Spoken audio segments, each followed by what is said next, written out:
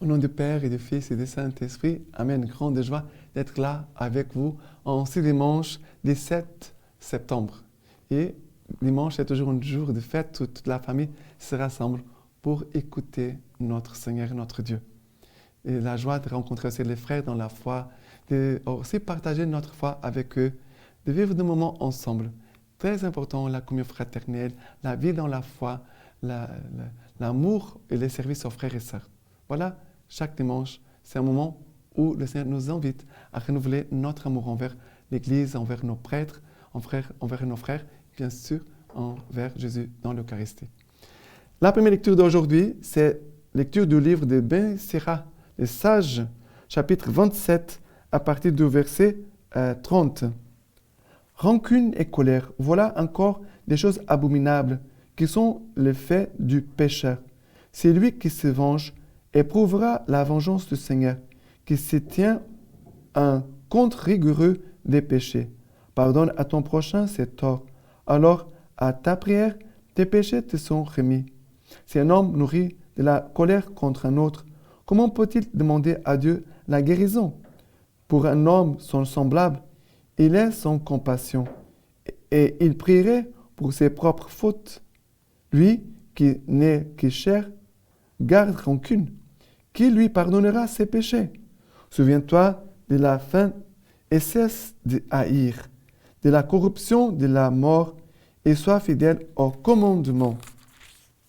Souviens-toi des commandements et ne garde pas rancune au prochain, de l'alliance du Très-Haut, et passe par-dessus l'offense. Et passe par-dessus l'offense. C'est cela que Jésus a fait envers nous. Jésus, devant nos offenses, Jésus est passé dessus. Jésus ne s'est arrêté dans nos offenses. Jésus nous a aimés, nous a pardonnés, nous a fait même du bien. Il nous fait toujours du bien à nous. Mais le Seigneur ici veut visiter les cœurs qui ont de la rancune, de la vengeance. Il dit, celui qui se venge éprouvera la vengeance du Seigneur, qui tient en compte rigoureux tes péchés. Des péchés. Pardonne à ton prochain ses torts. Alors à ta prière, tes péchés te sont remis. Là, et après il dit, si un homme nourrit de la colère contre un autre, comment peut-il demander à Dieu la guérison? Voilà que le Seigneur il dit, lui qui n'est que chair, garde rancune. Qui lui pardonnera ses péchés?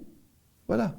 Le Seigneur vraiment veut nous dire, devant les péchés de tes frères, ne t'arrête pas. Pardonne et avance. Pardonne, confie au Seigneur. Bien sûr que je sais, j'ai connaissance, qu'il y a des péchés qui nous blessent beaucoup, que ça prend du temps à vraiment que le pardon puisse se faire. Mais on peut pardonner tout de suite. Je peux dire, Seigneur, je pardonne cette personne. Même si à chaque fois que je rencontre la personne, ça me fait mal, je sens mon cœur qui bat, je commence à avoir des sueurs, des transpire. Mais j'essaie d'être discrète, de ne pas montrer, et je prie pour cette personne. Parce qu'il y a des choses qui sont vraiment difficiles à pardonner. Il y a des choses qui sont difficiles à pardonner, mais demandons au Seigneur la grâce de passer par-dessus l'offense. Demandons au Seigneur la grâce de passer par-dessus l'offense. C'est cela que Jésus a fait. Il veut nous donner la même grâce à nous tous. D'accord? Maintenant, le psaume d'aujourd'hui, c'est le psaume 103, à partir du verset 1er. Bénis le Seigneur mon âme, du fond de mon être son saint nom. Bénis le Seigneur mon âme, n'oublie aucun de ses bienfaits. Lui qui pardonne toutes tes fautes, qui te guérit de toute maladie, qui rachète à la force ta vie, qui te couronne d'amour et de tendresse. Après le verset 9. Et n'est pas jusqu'à la fin sa querelle, et n'est pas pour toujours sa rancune. Et ne nous traite pas selon nos péchés, ne nous rend pas selon nos fautes. Comme est la hauteur des cieux sur la terre, puissant est son amour pour qui les craint. Comme est loin l'Orient de l'Occident, il éloigne de nous nos péchés.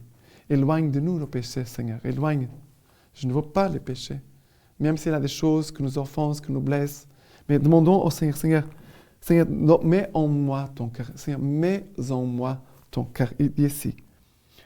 Le Seigneur est tendresse, verset 9. Il n'est pas jusqu'à la fin sa querelle. Il n'est pas pour toujours sa rancune. Il ne nous traite pas selon nos péchés. Il ne nous rend pas selon nos fautes. Voilà ce que le Seigneur fait envers nous. Alors demandons au Seigneur, donne-moi ton cœur pour que je puisse faire la même chose que toi, tu fais pour moi. Ce que tu fais pour moi, Seigneur, que je puisse le faire pour mes frères et sœurs. Voilà. Parce que la personne qui est dans la rancune, dans la haine, dans la vengeance, cette personne, elle a déjà un pied dans l'enfer. La personne qui est dans la rancune, qui demeure dans la rancune, qui est dans la vengeance, qui est dans la haine, cette personne a déjà un pied dans l'enfer. Faites attention, il faut beaucoup veiller sur ça. D'accord? Maintenant, la deuxième lecture, c'est Romains chapitre 14, à partir du verset 7. En effet, nul d'entre nous ne vit pour soi-même, comme nul ne meurt pour soi-même. Si nous vivons pour le Seigneur. Et si nous mourrons pour le Seigneur. Donc, dans la vie comme dans la mort, nous appartenons au Seigneur. Car le Christ est mort et revenu à la vie pour être le Seigneur des morts et des vivants. Voilà, le Seigneur est devenu le Seigneur. Le Christ est venu à la vie pour être le Seigneur des morts et des vivants. Alors, c'est Jésus qui est le Seigneur des morts et des vivants. Il est le Seigneur tout-puissant. Quand nous prions notre credo, nous disons « Je crois en Dieu, le Père tout-puissant ». N'est-ce pas? Nous disons « Je crois en Dieu, le Père tout-puissant ». Quand tu dis le Père tout-puissant, c'est le Dieu tout-puissant en qui nous mettons notre foi. Ce qui pour moi est impossible, pour moi c'est impossible de changer mon cœur, mais pour Dieu, il n'est pas impossible. Ça veut dire que quand nous touche des péchés, et des péchés qui ont une racine très forte en nous, nous devons prier notre credo, faire notre acte de foi, dire Seigneur, je crois que tu es tout-puissant. Tu es le Seigneur des vivants et des morts. Et ton règne n'aura pas de fin. Tu as commencé en moi une œuvre, tu as mis en moi ton royaume, que ton royaume puisse être plus fort que mon péché. Et je lutterai contre mon péché jusqu'à la fin de ma vie. Voilà, prends la ferme résolution de lutter. Parce qu'il y a des choses que peut-être que le Seigneur petit à petit va enlever de nous. Mais il y a des choses qui peut-être vont toujours nous accompagner. Une personne orgueilleuse, peut-être elle va toujours être orgueilleuse.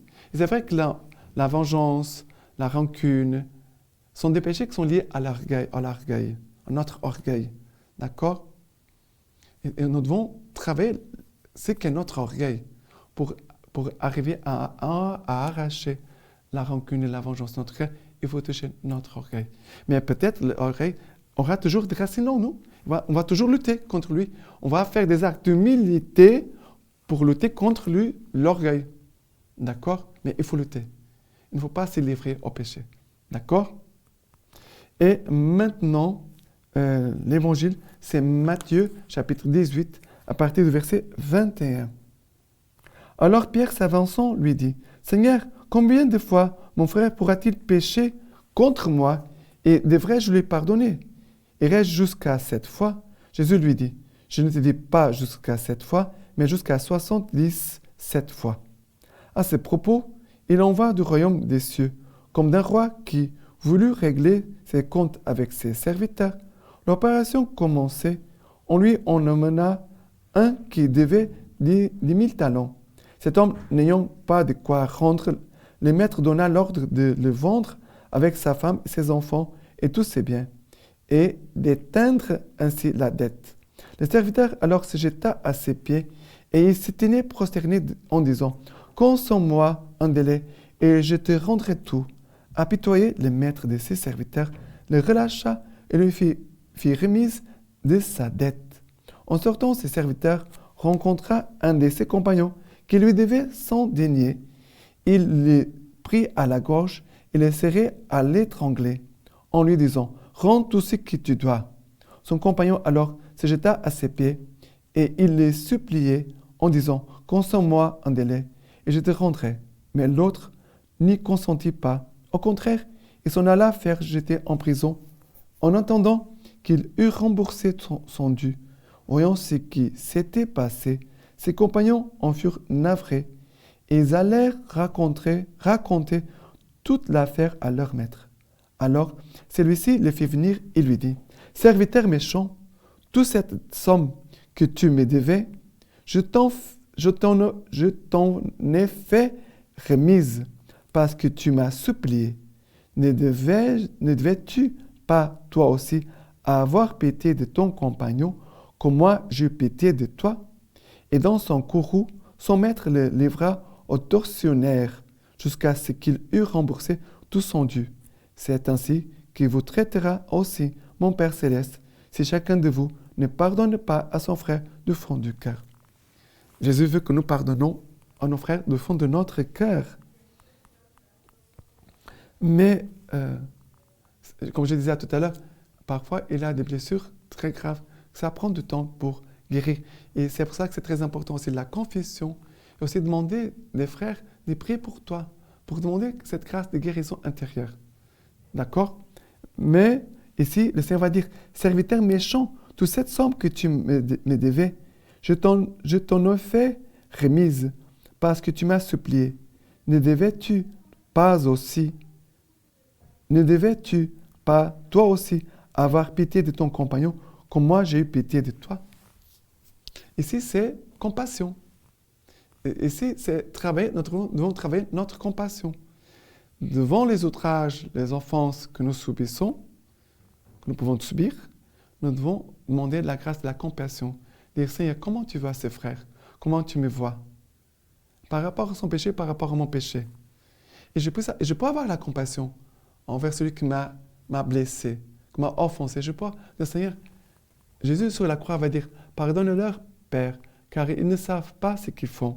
Ses frères et moi aussi, peut-être, nous n'avons pas la conscience de ce que nous faisons.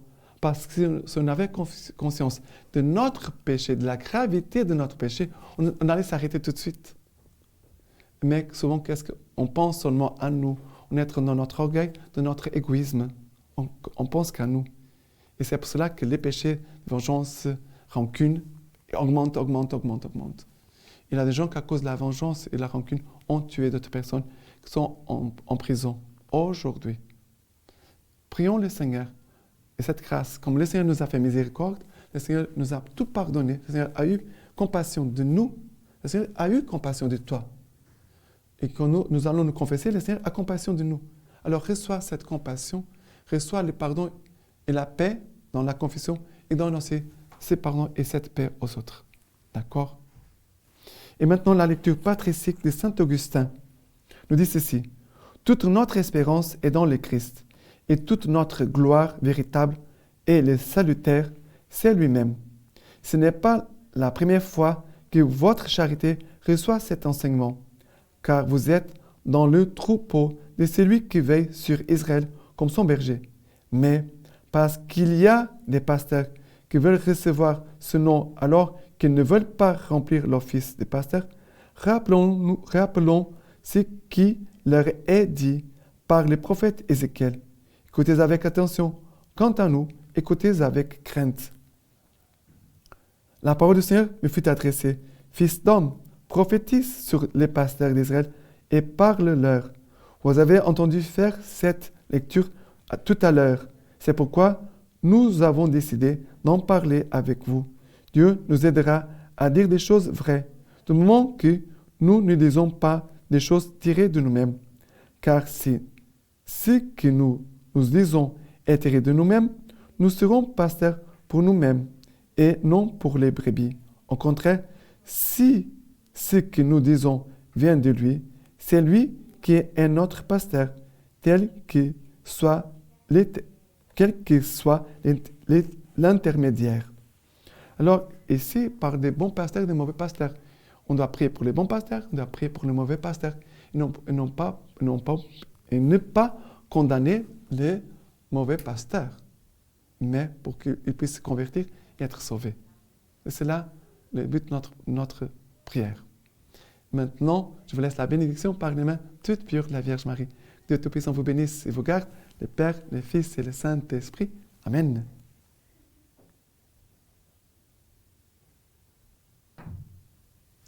Obrigado. Ave Maria.